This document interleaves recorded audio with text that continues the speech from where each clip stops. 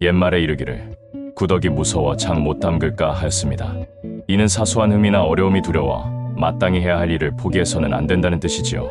이 이야기의 시작은 조선팔도 최고의 옹기장이를 꿈꾸었으나 세상 모든 걱정을 짊어진 듯한 젊은이 도윤에게서 비롯되었습니다.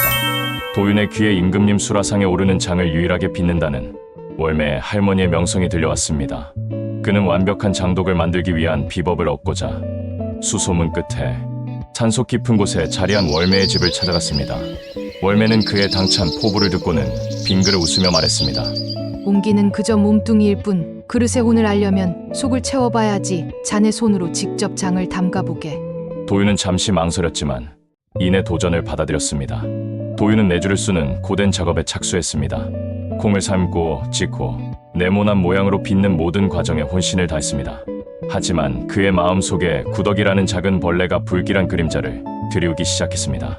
정성을 다한 매주에 벌레가 생길 수도 있다는 생각은 그를 몹시 불안하게 만들었습니다. 두려움은 밤마다 악몽이 되어 나타났습니다. 꿈속에서 새하얀 구더기들이 자신이 만든 완벽한 옹기 위를 기어다녔습니다. 그는 낮에도 장독의 그림자 속에서 벌레의 환영을 보았고 결국 두려움에 사로잡혀 아무 일도 할 수 없게 되었습니다. 월매는 며칠째 두문불출하는 도윤을 찾아왔습니다.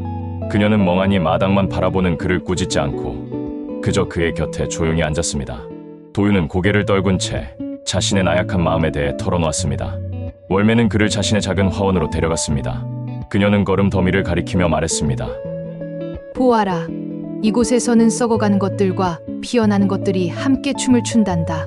이 보잘것없는 과정이 없다면 어찌 이리 고운 꽃이 피겠느냐?